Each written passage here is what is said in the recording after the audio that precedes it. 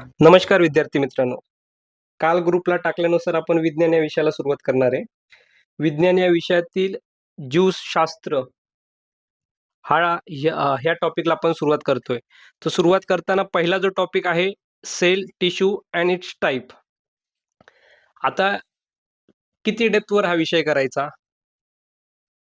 तर त्यासाठी आपण पी-वाय-क्यू पाहणं गरजेचं आहे आणि पी-वाय-क्यूनुसार मी काही टॉपिक काढलेले, की त्यावर वारंवार प्रश्न आलेले आहेत किंवा भविष्यात काही टॉपिकवर प्रश्न येऊ शकतात. तर मला वाटतं प्राथमिक स्टेजला विज्ञान या विषयाचा फार लोड न घेता, आता बऱ्याच वेळा काय होतं, की आर्ट्स ज्यांचं बॅकग्राऊंड आहे, त्यांना वाटतं की विज्ञान म्हणजे काहीतरी खूपच अवघड आहे वगैरे. तर ठीक आहे, 15 पैकी राज्यसेवेला तुम्हाला ॲट 15 नाही सॉरी कंबाईनला 15 पैकी तुम्हाला एक 9-10 मार्क पडले. किमान ज्यांचं विज्ञान बिलकुल चांगलं नाही, ज्यांना 4-5 असे मार्क पडतायत आणि ज्यांचं विज्ञान चांगलं आहे, ज्यांना 8-10 मार्क पडतायत, त्यांना जर इम्प्रूव्हमेंट करायचं आहे, 11-12 पर्यंत जायचंय, तरी आपण ह्यामध्ये स्ट्रॅटेजी सांगणार आहे. दुसरी गोष्ट राज्यसेवेला साधारणतः 8-10 मार्काला जीवशास्त्र म्हणजे बायोलॉजी हा विषय आहे. 10 मार्कापर्यंत जाते त्याचं. 8 ते 10 मार्कापर्यंत वेटेज जाते. तर एकंदरीत किती करायचं? कारण काय होतं बऱ्याच वेळा आपण एक विषयाला अभ्यासाला सुरुवात करतो आणि त्या विषयातच गुंतून जातो. आपल्याला सगळे विषय करायचे आहेत. सगळ्या विषयाला सारखंच वेटेज द्यायचंय. त्यामुळे किती वेळ द्यायचा हे फार महत्वाचं आहे. आपण आता या टॉपिकला सुरुवात करूया. तर सेल याचा अभ्यास करताना पहिल्यांदा आपल्याला जे सेल ऑर्गेनल आहेत, म्हणजे सेलचे अवयव, तर त्या अवयवांचा अभ्यास करायचा आहे, की त्यांना लेयर आहेत की नाही? ते फंक्शन काय करतात?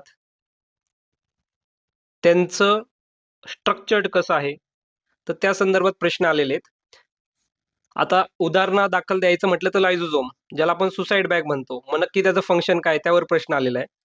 दुसरा आहे सेल ऑर्गेनल, तेच, की बाबा त्यांना मेम्ब्रेन आहे की नाही? मग काही सेल ऑर्गेनल असे आहेत, की त्यांना कुठल्याच प्रकारचे लेयर नाहीयेत. उदाहरणादाखल घ्यायचं झालं, तर ते आहेत रायबोझोम, हे ज्याच्यावर मागच्या वेळेस प्रश्न आलेला आहे. नंतर आता ह्याच्यावर प्रश्न येऊ शकतो, की सिंगल लेयर्ड कुठले आहेत? डबल लेयर्ड कुठले आहेत? ट्रिपल लेयर्ड कुठले आहेत? त्यानंतर पुढचा टॉपिक आहे cell, coin by, describe by आणि फर्स्ट यूज बाय. आता रॉबर्ट हुक सगळ्यांना माहिती आहे, तोंडपाठ झालेलं आहे, बरोबर? परंतु कॉइन कोणी केली आहे सेल ही टर्म, बरोबर? नंतर सेलच्या अभ्यासाला काय म्हणतात? तर सायटोलॉजी. तर अशा प्रकारे अभ्यास करायचा आहे.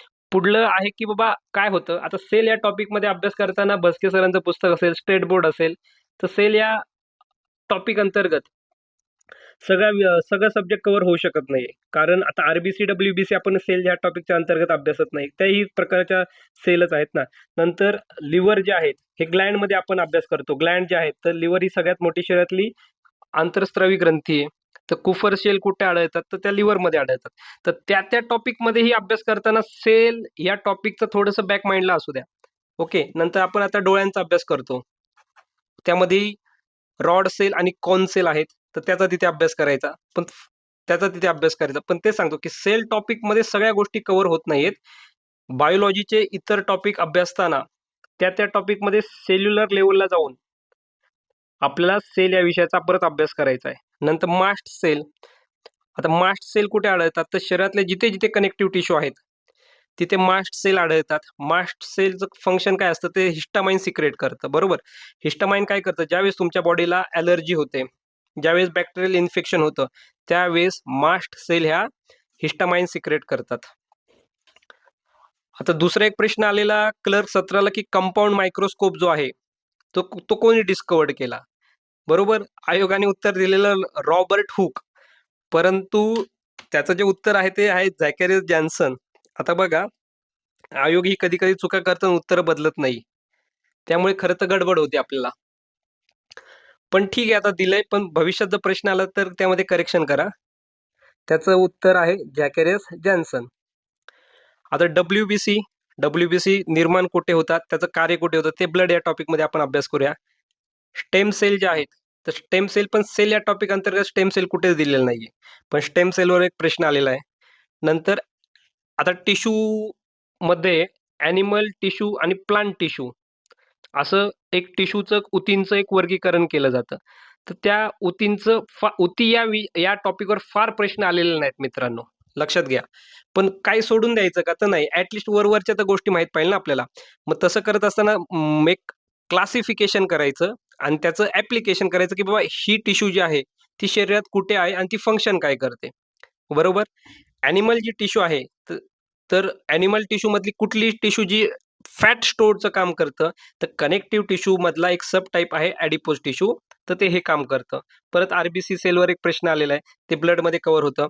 दुसरी गोष्ट longest cell of human body. आता 2 वेळा 2 प्रकार ह्यावर क्वेश्चन येतो. इन जनरल विचारलं जातं लॉंगेस्ट सेल कोणती आहे, शॉर्टेस्ट सेल कुठली आहे, लार्जेस्ट सेल कुठली आहे आणि विथ रिस्पेक्ट टू ह्युमन असंही देखील विचारलं जातं. आता ही ह्युमन बॉडीमधली लॉंगेस्ट सेल विचारली तर ती कुठली आहे आपली? तर न्यूरॉन्स आहेत. बरोबर.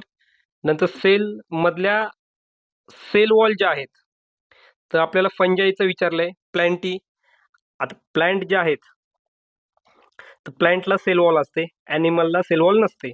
तर प्लांटच्या जे सेल वॉल आहेत त्या कशाच्या मिळून बनलेल्या असतात? फंजाईची कशाची मिळून बनलेली आहे? बॅक्टेरियाचं सेल वॉल कशाचं मिळून बनलेलं आहे?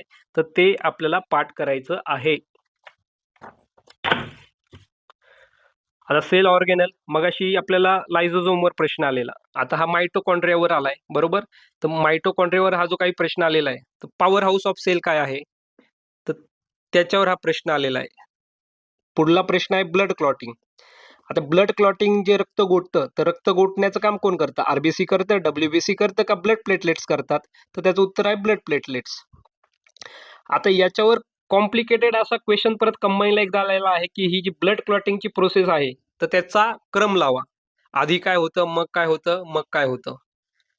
त्यानंतर सेलचं जर क्लासिफिकेशन केलं तर बेसिक लेवलला एक प्रोकॅरियोटिक सेल आणि इकॅरियोटिक सेल असं सेलचं एक बेसिक क्लासिफिकेशन होतं. दुसरं क्लासिफिकेशन होतं ॲनिमल सेल आणि प्लांट सेल. तर प्रोकॅरियोटिक सेल ज्या आहेत, प्रो म्हणजे काय तर विकासाच्या सुरुवातीच्या टप्प्यात असणाऱ्या, आदिम लेवलला असणाऱ्या. कॅरिओ म्हणजे न्यूक्लियस. तर अशा प्रकारच्या सेल ज्यांचं केंद्रक हे पूर्णपणे विकसित झालेलं नाहीये, त्यांना आपण म्हणतो प्रोकॅरियोटिक सेल. तर प्रोकॅरियोटिक सेल कोणते आहेत? तर किंगडम मोनेरा जे आहे, किंगडम मोनेरा, फक्त किंगडम मोनेरा. मग त्याच्या अंतर्गत येणाऱ्या बॅक्टेरिया, सायनोबॅक्टेरिया, ब्ल्यू ग्रीन अल्जी यांचा समावेश प्रोकॅरियोटिक सेलमध्ये होतो, ज्या युनिसेल्युलर असतात. पुढला जो प्रश्न आहे तो टिश्यू. आता मी मगाशी म्हटल्याप्रमाणे टिश्यू टिश्यू ह्या टॉपिकवर फार डिटेल क्वेश्चन आलेला नाहीये. पण टिश्यू ही टर्म कॉइन कोणी केली? तिचा पहिल्यांदा वापर कोणी केला? ती डिस्कवर्ड कोणी केलं? आणि टिश्यूच्या अभ्यासाला काय म्हणतात? याच्यावर प्रश्न अपेक्षित आहे. पुढे जाऊन काय करायचं आपल्याला? तर टिश्यूचे सब टाइप करायचेत. एकदम एक वरच्या लेवलला, फार डिटेल जायचं नाहीये. आपल्याला आलेला प्रश्न आहे की ज्या